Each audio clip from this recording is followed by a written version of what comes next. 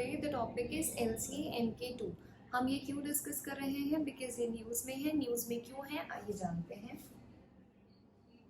It is in news because the defence research and development organisation that is DRDO is setting a target of 2027 to complete the flight testing of LCA MK2।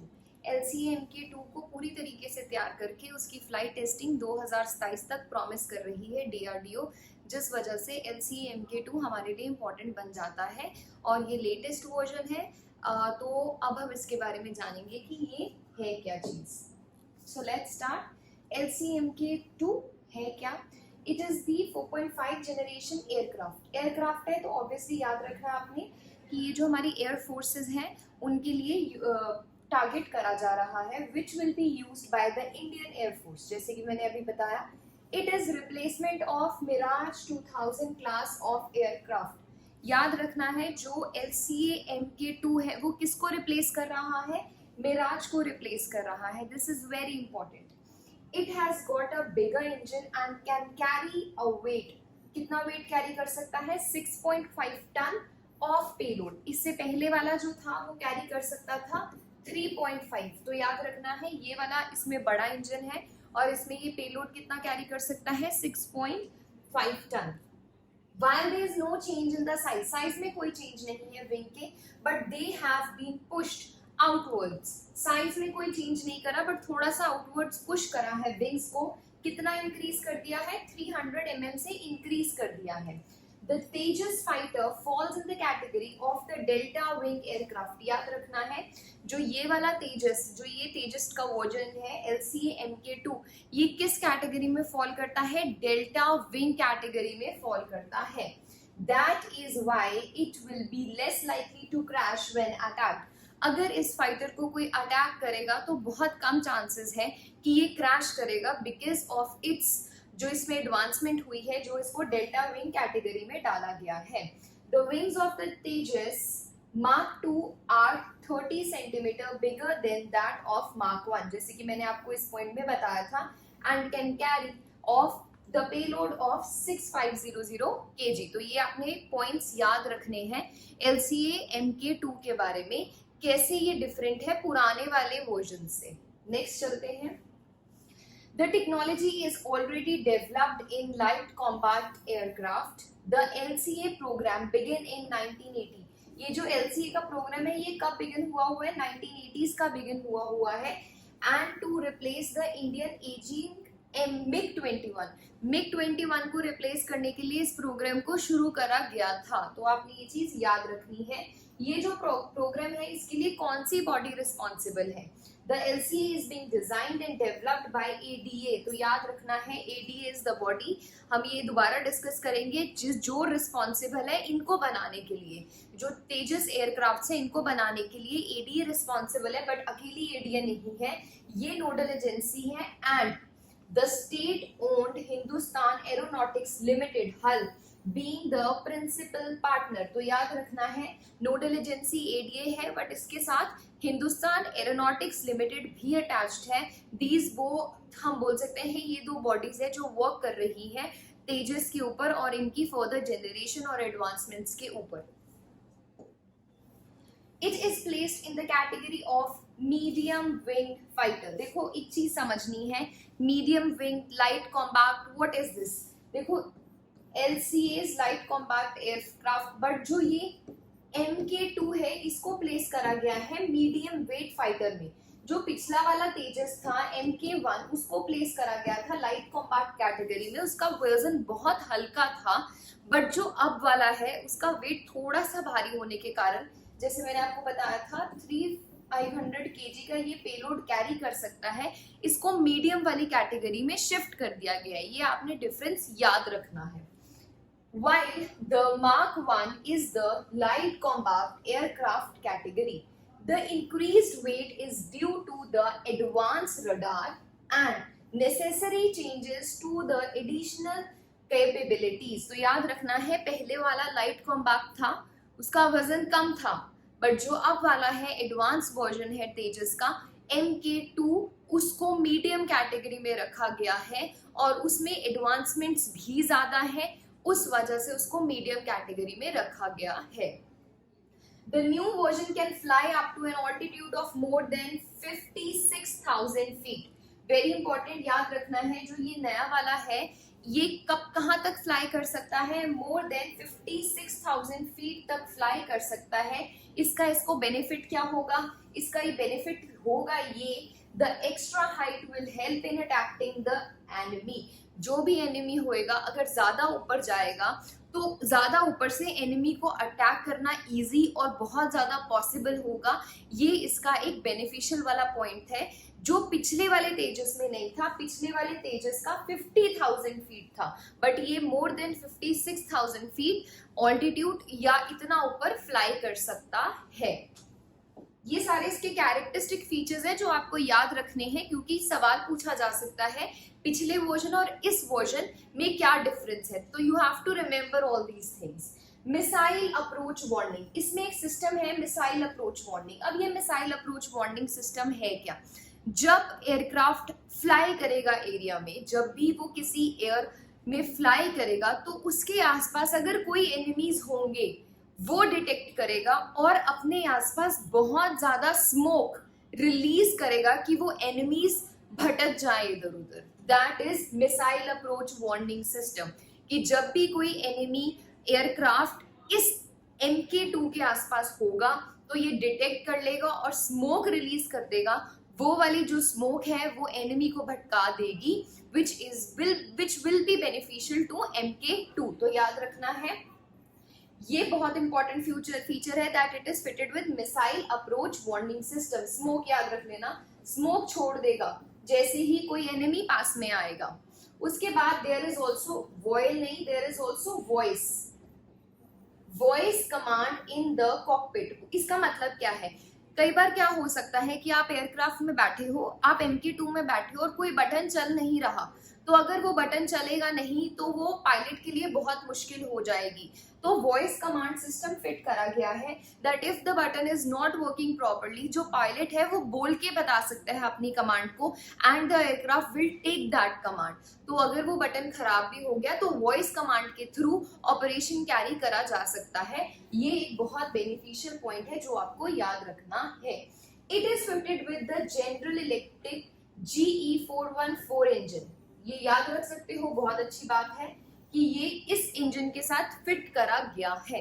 Next, the MK2 features enhanced range and endurance including an onboard oxygen generation system।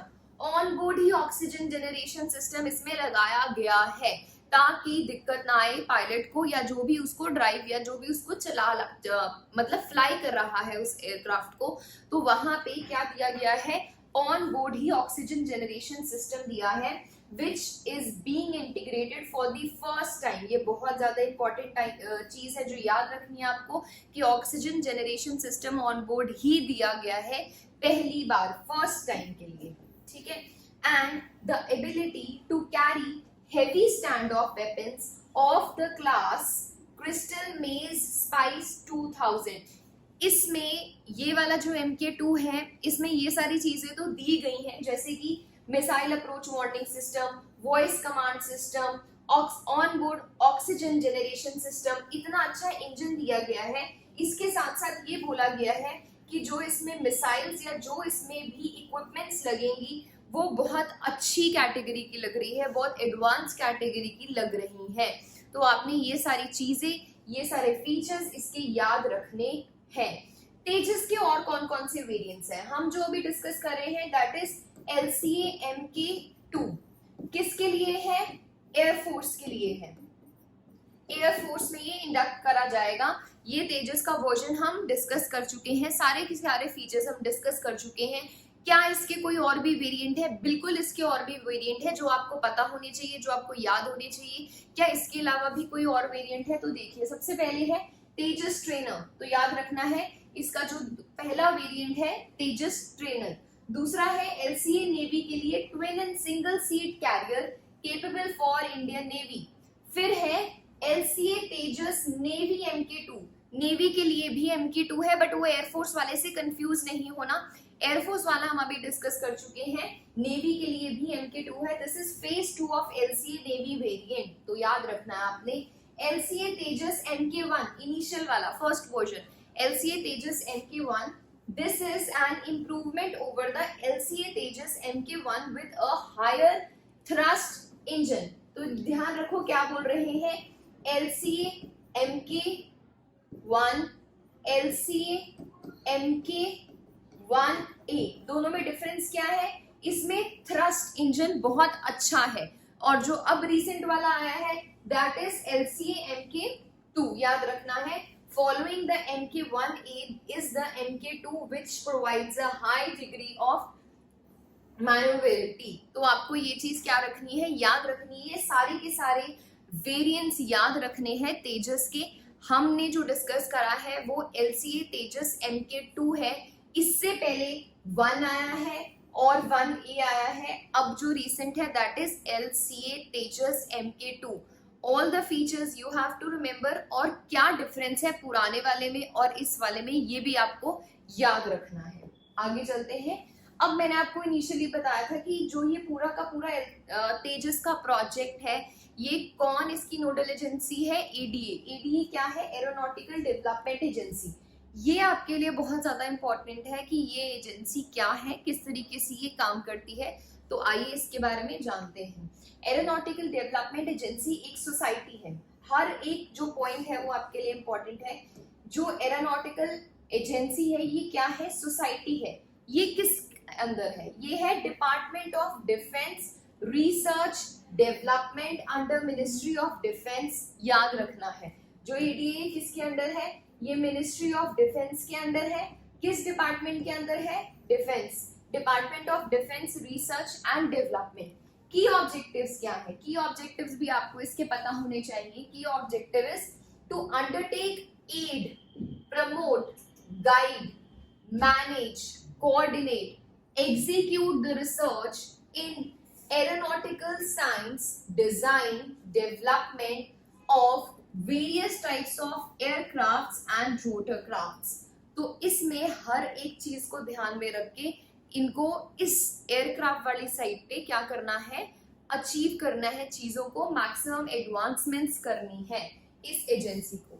अगर हम organisation structure की बात करें, जो minister of defence है वो president है इस सोसाइटी का, तो याद रखना है जो प्रेसिडेंट है वो कौन है सोसाइटी का, इस सोसाइटी का प्रेसिडेंट है minister of defence. Very important, याद रखना है इस चीज को। एंड इट्स जनरल बॉडी, जो बाकी बॉडी भी है उसका भी क्या कौन हेड कर रहा है, यही हेड कर रहा है। The chairman of DRDO is the director general of ADA। तो याद रखना है कि इसका हेड कौन है, minister of defence, president, but director general कौन है, डायरेक्टर जनरल है जो चेयरमैन है DRDO का।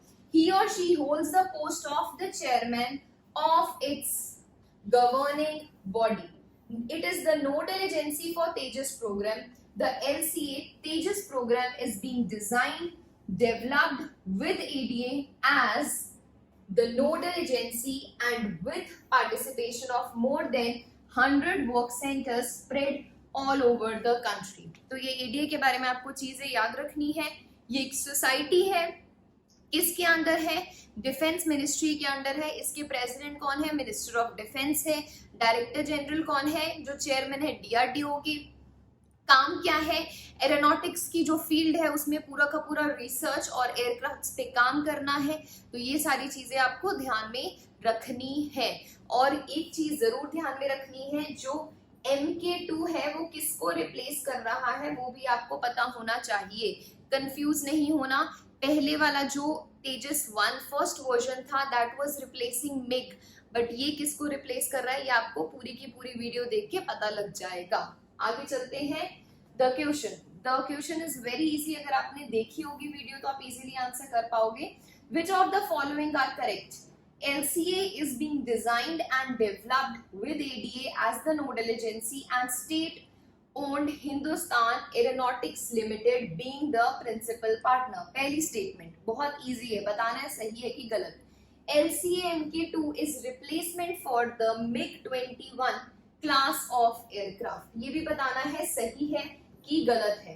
तो ये ऑप्शंस नीचे लिखे हुए हैं, A only, B only, both A B and none. आपने क्या बताना है? करेक्ट बताना है।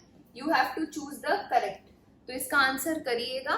Thank you. I hope you understood the topic.